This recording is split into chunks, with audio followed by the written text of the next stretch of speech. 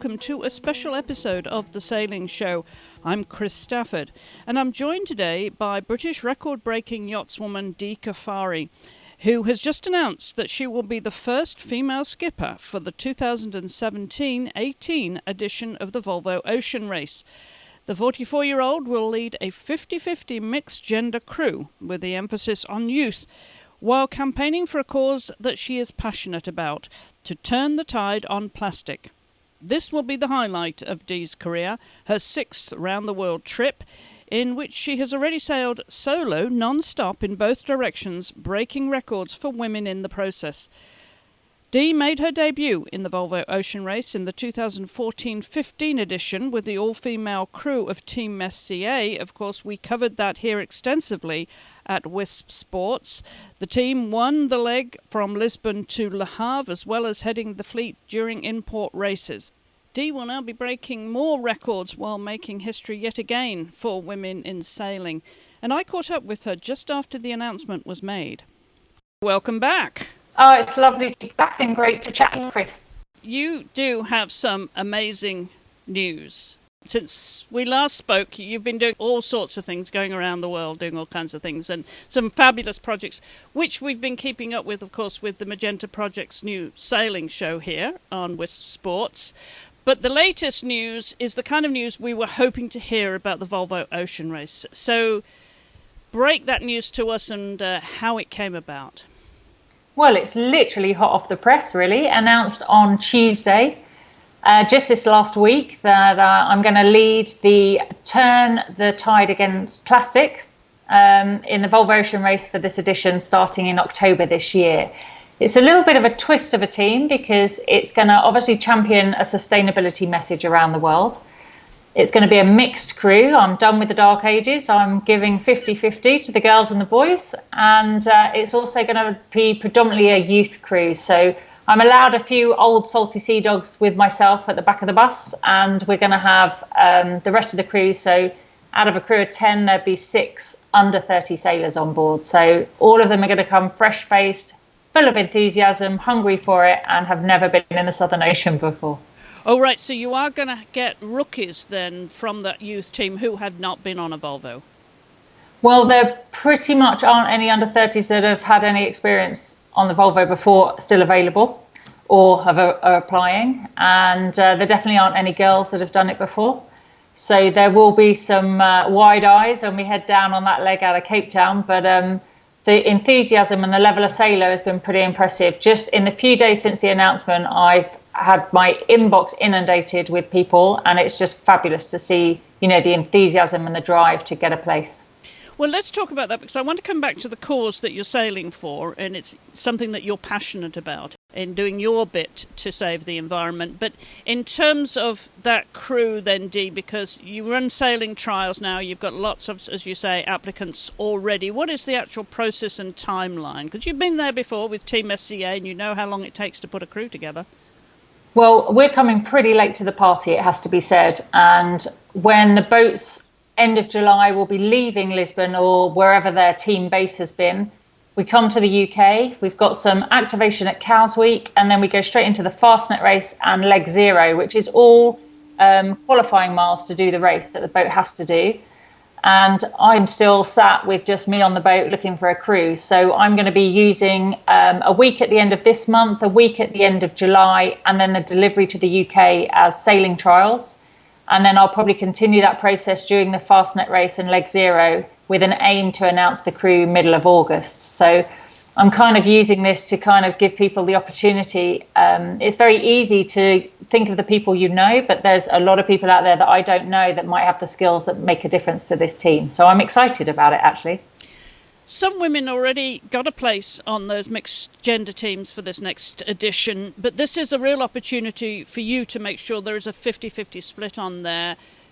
Is it going to be an advantage to have the experience of people that you've sailed with before? Will it be a mix of those with the new talent?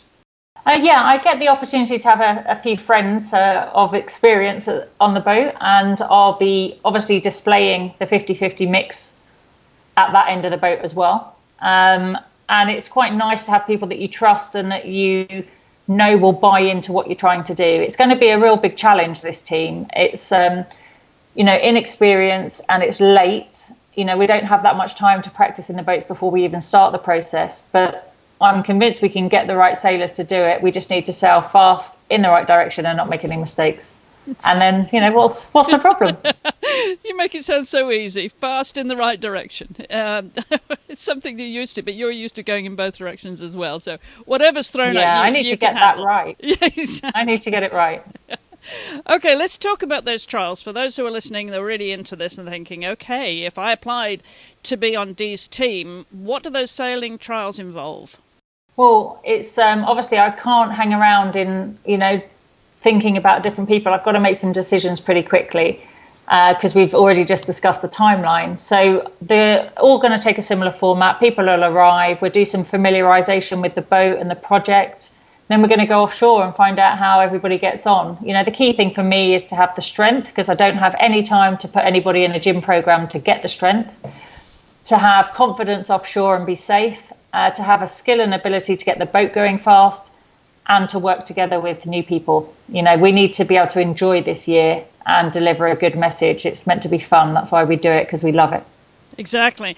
Okay, for someone who's not a sailor, having been on the VO65 and seeing how sophisticated that is, for a sailor who has not done the Volvo, has not raced on that boat, how much of a transition is it for them from the experience they might bring to the party to actually racing in something as sophisticated as the VO65D?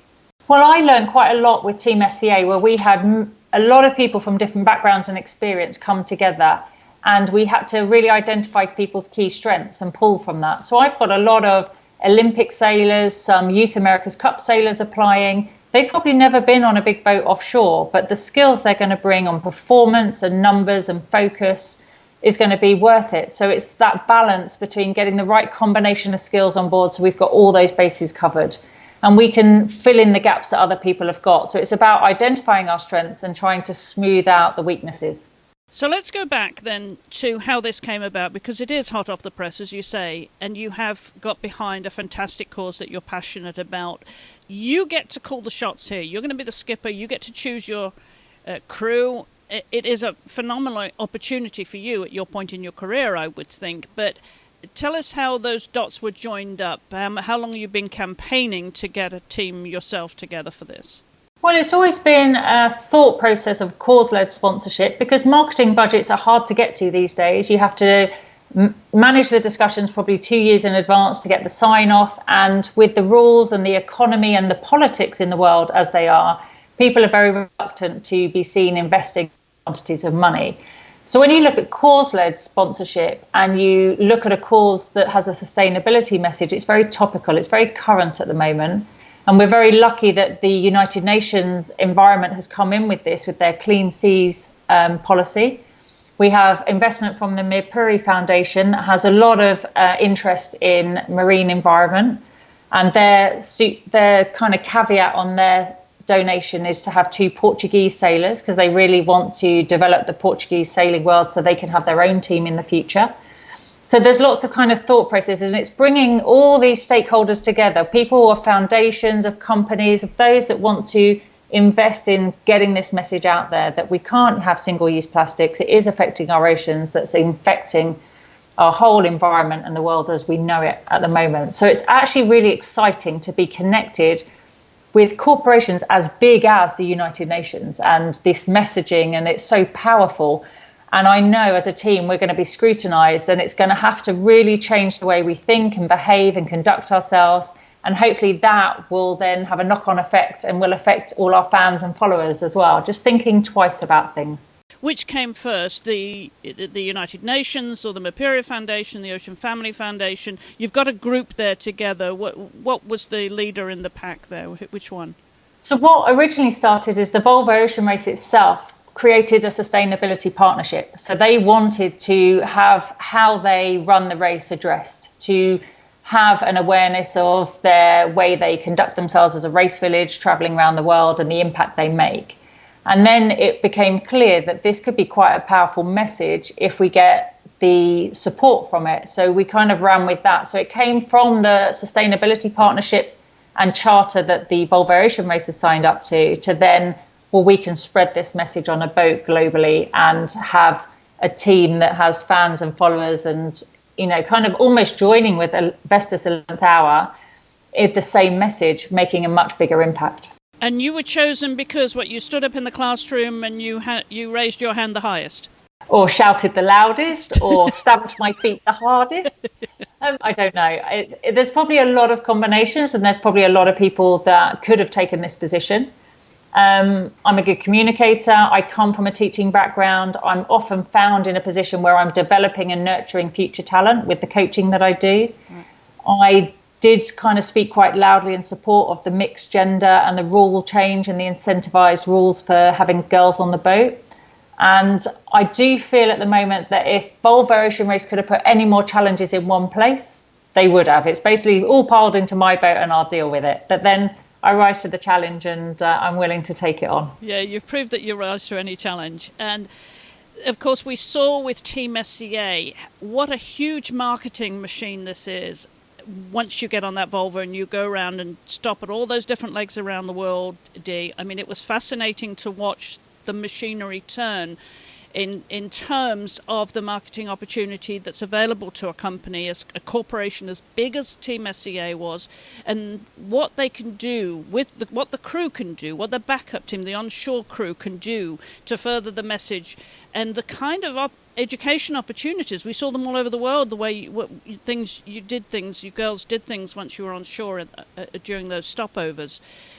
So in terms of what this group is going to do then to support you, because it's all about that marketing message as you go, are we going to see similar activities, similar messaging, and similar opportunities then at each of these stopovers?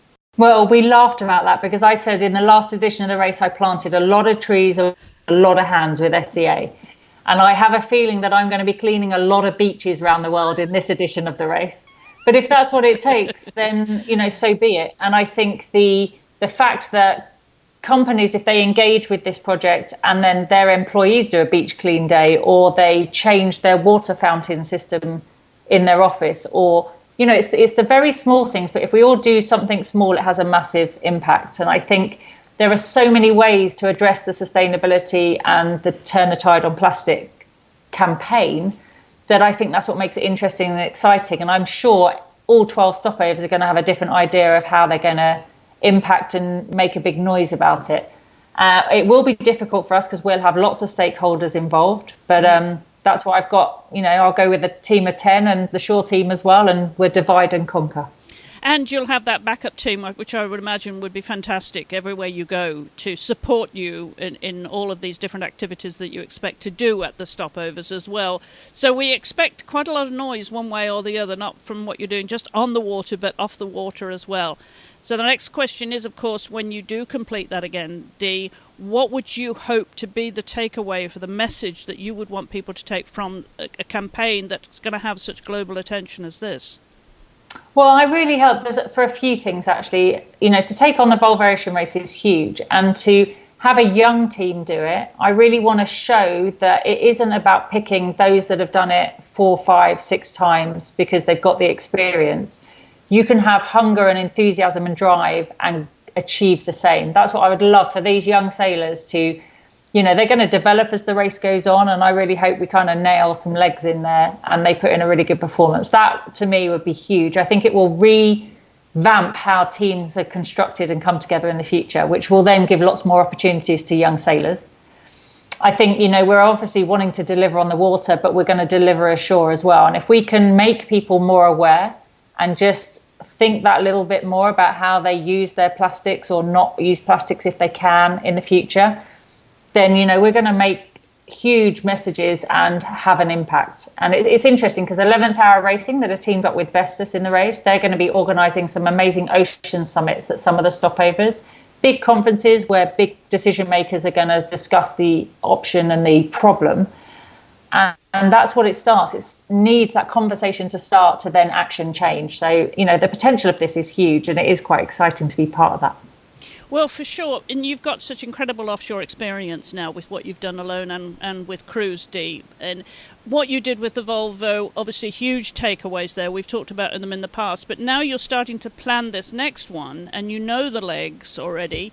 What would be your top 3 takeaways from the experience you've had before that you know are going to be key to the success of this one for you? I'm kind of a bit overwhelmed at the moment with that. 4 days I've had a lot on, and you kind of have to take that time to think, right, what did I learn last time? I'm also really keen to speak to some key people from the last time so they can advise me, like a mentor role, just to see, if they can give me their top tips, because I'm going to need all the help I can get. I don't deny that at all. Experience offshore or not, it's a very different ball game being involved in this race, but definitely a rotation of the crew so everyone knows they're going to get the rest, so that we're fully functioning the whole time, but have it structured and a bit organized so people know how we're doing. That's going to evolve because I don't even know who the crew are yet.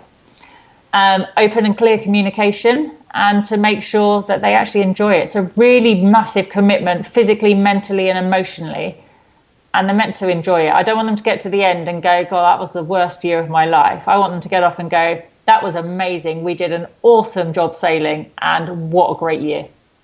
Absolutely. And I know that you're not looking forward to the freeze-dried food for how many weeks? I love it. I've worked out in my sailing career now, which is now all of 17 years, that I have spent 3 years eating freeze-dried food. It explains a lot about the level of my cooking, I can assure you. It does. Okay, so what would be the choice of your last meal then before you leave Alicante, the first leg? Always pizza. Always have a pizza before I go offshore.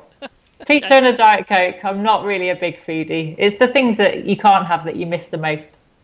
And what do you personally, in terms of your career, where this belongs in your career, Dee, and the career arc that you've had, which is phenomenal already, but to do the Volvo yet again, what is this going to personally mean to you? And what do you most want to achieve here? Doing the Volvo again was definitely on my list. To do it leading the team is probably gone beyond my expectations. I didn't think this was going to happen. So this is right up there at the moment. I am outside my comfort zone, definitely pushing that edge, definitely the wrong side of the line. And but I'm actually quite excited by it as well. I think I'm probably a little bit naive in some of the stress levels that are going to come, but it's right up there. And I've been very lucky. I've done some phenomenal things, and this is still carrying on the whole kind of, I can't believe I'm actually doing this. And I can't believe you're going outside your comfort zone yet again. When you've done it before, going solo around the world, leaving your teaching job way back there at the beginning of your career. All of those pieces coming together now have only given you not just experience as a sailor, but the mental resilience that you're going to need, not just being responsible for the boat and the success of the mission, but the success and the enjoyment of your crew. As you say, some of these are going to be young people who haven't done it before, and you want them to enjoy it. That's a heck of a lot of responsibility, Dee. Are we going to see some grey hairs in a couple of years' time? Probably a few more lines, a few different colour highlights, I'd like to call them, for sure. For sure. But I think if you think about all the things I've done, as you say, it is the bringing of them all together. I'm going to use a little bit of absolutely everything I've learned along the way to put this together to deliver. And I'm going to have to dig deep to find some of that. But I know I've had the lessons, and I'm stubborn enough to make it work anyway. Okay, we have to ask you about the mixed gender part of this. Having men and women on a boat, especially young people, and maybe have not done this before, to the extent of the time they're going to be on a boat and having to mix. It's all about getting those personalities to mix, right, and gel. Are there any kind of gender issues you think, these girls maybe are going to be a bit shy when they go to the head? Well, the nice thing is generally if you're going to be a sailor and you want to go offshore, that kind of goes out the window. Yes. And if we're still at the level where they're still a bit unsure, then I don't think they've got enough experience to take the Volvo on. Or we're going to have to deal with that really quickly. The normal issues is somebody's feet are going to smell, somebody's going to have poor hygiene, somebody's going to be messy and leave their kit everywhere. Somebody's not going to like the food. There's going to be the normal kind of things that any group have, but it's about addressing those really early so that they don't become any issues. And, then we just concentrate and focus on the sailing fast and having fun. There are going to be a few of your former teammates from Team SCA on some of the other crews. Bit of friendly rivalry there. You're going to surely enjoy that part, are you? Oh, it'd be awesome. We will be the fiercest rivals on the water and then the bestest of buddies ashore. And I'm actually really looking forward to that knowing that you've kind of got a friend there when you get ashore and, somebody to bounce off and, remember the good times and the bad times and share the whole story with. But there'll be no love lost on the racecourse, that's for sure. Hey, Caroline, she is out to win big time with Dong Fong. So, there's some tough teams out there. But the nice thing is I've kind of got no pressure because I've got the young, inexperienced, very late team to the party. So now we can just kind of maybe go and surprise some people. You might just do that and win a leg, win some import races as well. You girls can do that. We can do it as women. It's all out there to be taken, Dee, and you're going to have the very best time. So I hope that you'll come back and give us some updates from time to time, will you, on this next big adventure? Definitely. I reckon every stopover we should have a little catch up, and I can just tell you just about how it's going, and then you can analyse how the lines are increasing or the colour of my hair is being highlighted. I will. We'll chronicle every step of the way through every leg of the way. Dee, it's been fantastic catching up. I just think I'm personally, because having followed you before, I kind of got really into this, and I'm so excited that you've got this and the opportunity to go and show a young crew what can be done out there. And so the very, very best of luck, but we will catch up with you again before you go.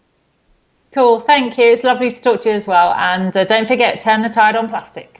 And you can watch a video excerpt of this interview with Dee on our website at wispsports.com. Just look for the Making Waves video series under Watch.